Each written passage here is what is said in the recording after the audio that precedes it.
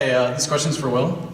I've grown up watching you over the time on TV, movies, what have you, and you had mentioned that you'd been a really big badass in some other movies, but this was the first time I'd ever seen you as a badass at all. And I had built up this really nice Will inside of me, and you kind of, it was the first time I heard you swear so frivolously and so efficiently. How does it feel to have smashed that inner Will inside me?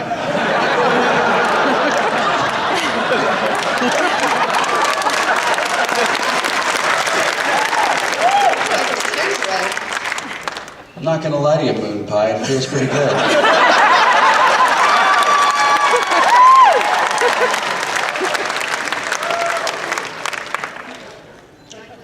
My question is for Felicia. Yeah. We've seen aspects of the characters' normal lives outside of the games via their homes, their family members, like Zabu's crazy mom. Will we ever learn anything else about Tink outside the game?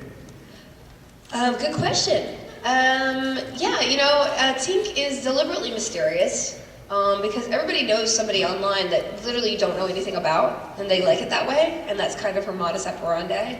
At one point in season 2, I wrote in her name and a little bit of her backstory, but I cut it out because I was like, it's too much. It's too much. She needs to be more mysterious. But it is my intention to sort of unveil that a little bit. And I wanted to do it in the comic book a little bit more, but I quickly learned that comic books have very little room. And thus my 44-page script becoming 22 pages with many tears. So, I have a lot, there's a lot to explore, a lot more there, and it'll just come in some iteration in future seasons. But it's definitely on my mind to give her moment. But she's, to be organic with her, she wouldn't just necessarily open up. It'd have to be some kind of outside pressure, or really her getting more comfortable being in the guild and being an open person within the confines of that. So it's definitely in the back of my mind.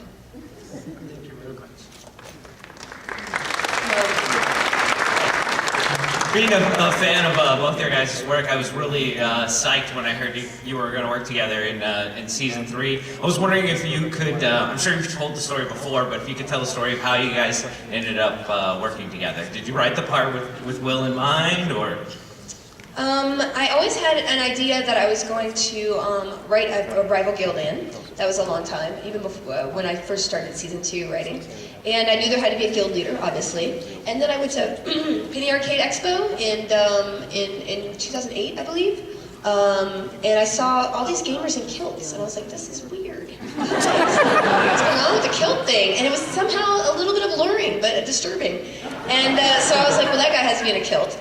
And then Kim Evie, my producer, knows Will very well, and I had met Will. Kim and I used to write together at Acme. Yeah, and she was like, we gotta put Will. It was kind of like a thing. Like, I would really like to find a place for Will in this, but I never want to just because people know Will outside of, he's sort of a name. He's known as Will Wheaton. Oh, stop it. For me, I never like to see people having cameos unless it's really a role that they can play versus like, hey, it's so-and-so playing a character on that. So it was important to me to really get an idea of who this character was outside of, the actor bringing their name to it. So when I sat down with him at a very expensive coffee shop in LA. Oh, it was the most expensive, douchiest coffee shop in the world. $9 a cup or something? Yeah, and in the menu it says, this is where you can experience the purest essence of the bean. The coffee's intention is drawn from deep within the bean. Wow, you memorized it. Well, it made an impression on me. They even they were like, this milk is specially formulated for maximum foaming. So I took him to this fancy place, and I tried to persuade him, and he had some ideas, so Titty brought. Well, persuading me was about as difficult as, hey, do you want to work on the guild? Because I was already a fan of the guild. I was a fan of Felicia's because I had seen her perform at Acme. And Kim had asked me, that Kim asked me before she asked you. Oh, really? Kim said, listen, I think I want to talk to Felicia, but before I tell Felicia, maybe you guys might want to work together. Are you cool with that? Oh, that's nice. And I was like, yes. She didn't know if you go in a rage and throw things against the wall. Right, Yeah, right. I save my rage face for a very specific number of things. Oh, okay, good. Yeah, so, and then we came together, and he was, and you said you wanted to play kind of a jerk. Yeah. A assertive jerk. Yeah. And then I had the idea, well, this guy's an intellectual. He's an intellectual jerk, which is kind of interesting. We don't normally see something like that. And it's sort of formulated, so it's kind of a great amalgam of like, you know, people knowing each other, being in the same world, being interested, and then just kind of formulating a character that really stood apart, that would be like, oh, I only see that character on screen versus like somebody I know from outside the show. And he embodied it perfectly. Awesome. Thank you very much. Thank you.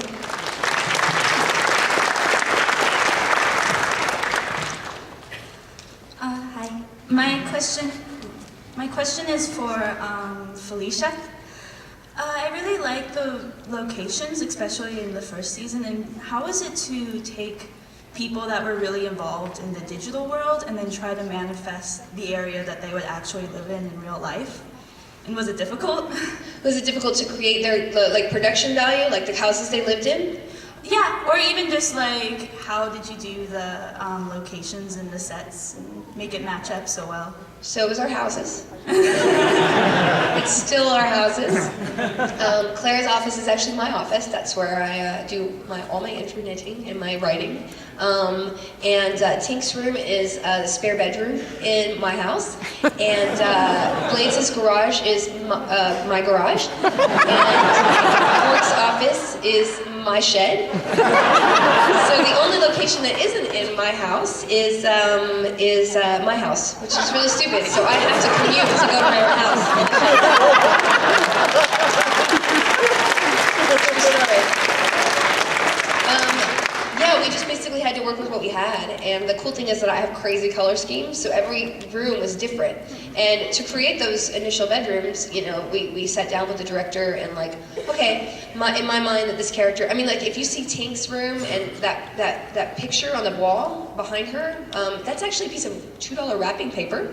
And my boyfriend and I downloaded a tattoo thing from the internet and drew it on with Sharpie. So that's how the guild rolls. With a $2 handmade painting behind her, and it works perfectly. So it just goes to show you that you don't have to have crazy money to do production values. Like I just took stuffed animals, and I went to Target and bought like something on sale that was bright pink and put it in there. And Claire's office, you know, that's my office, so that was a little bit more set. But we just grabbed something in the house that looked pretty, and Kim would bring stuff over from her house to make it look pretty. And Blaze's garage was actually free cycle. I would check, and then like 7 a.m. the day before we started shooting, some guy was like, lots of electronics on the curb, come get. And I drove 70 miles to go to Simi Valley to go to that curb and picked up myself VCRs and old microwaves and stuff and just put them in my car, and we smashed them up and put them all around Blades. And literally every single thing that's in those things was done like that for almost no money at all. So it just goes to show you that you don't have to spend a lot of money to make something look good on camera. You just have to have imagination and just work with what you have. And I've found as a writer that having limitations forces me to be creative in ways that I wouldn't ordinarily be. And we have had moments on the Guild where we just, you know, we can't afford whatever, and it makes us work in a certain way. And I can't know specifics about season 4, but there were times where we were like, oh, we need to do it this way for, you know, this series of reasons, and it ends up making the scene better. Yeah, you just work. There's a story that I heard. I got to tour some Lucas stuff up in San Francisco one time, and I heard a story about pieces of costume and some props, and it turns out that they had so little money on that, and George Lucas had to put his own money in to actually finish the film, and that's how he got. I mean, it was a lot of business things, but essentially they had so little money that they would take Dixie cups and spray paint them to make costume and prop pieces because they had no money, and that's Star Wars, guys. So, and that's like the biggest thing that ever existed ever. So, this Dixie cups on screen, and it's just, I think it's a fantastic story, and it's so inspiring every day. Because if you think, oh gosh, I can't do this, I can't go to this location, well, you just have to make it work. And with what you have, because at the end of the day, it's about the characters and just trying to make it as best as you can on the budget that you have. And the Dixie Cup shoots first.